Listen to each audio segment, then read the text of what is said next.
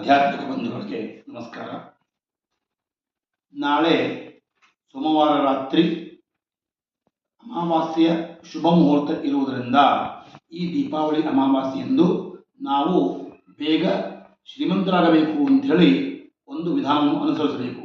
ಅದು ಏನೆಂದರೆ, ಒಂದು ಹಳದಿ ಬಣ್ಣದ ಮಣ್ಣಿನ ಕುಡಿಕೆಯಲ್ಲಿ ಸ್ವಲ್ಪ ಹವೀಜ, ಅದರ ಜೊತೆಗೆ ಸ್ವಲ್ಪ ಉಪ್ಪು, ಅದರ ಜೊತೆಗೆ ಸ್ವಲ್ಪ ನಾಗಕೇಸರಿ, ಇವು ಮೂರನ್ನು ಬೆರೆಸಿ ಅದರ ಮೇಲೆ ಒಂದು ಚೀಟಿಯಲ್ಲಿ ನಮಗೆ ಬೇಗ ಧನ ಆಕರ್ಷಣೆ ಆಗಬೇಕು ಅಂತ ಬರೆದು ಅದರಲ್ಲಿಟ್ಟು ಅದನ್ನು ಪಂಚೋಪಚಾರಗಳಿಂದ ಪೂಜೆ ಮಾಡಿ ಅದೇ ರಾತ್ರಿ ಅದನ್ನು ತೆಗೆದುಕೊಂಡು ಬಂದು ನಮ್ಮ ಮನೆಯ ಕಪಾಟಿನಲ್ಲಿ ಇಡುವುದರಿಂದ ನಮಗೆ ಕೆಲವೇ ದಿವಸಗಳಲ್ಲಿ ಎಲ್ಲ ಮೂಲಗಳಿಂದ ಹಣ ಆಕರ್ಷಣೆಯಾಗಿ ನಾವು ಬೇಗನೆ ಹಣವಂತರಾಗಬಹುದು.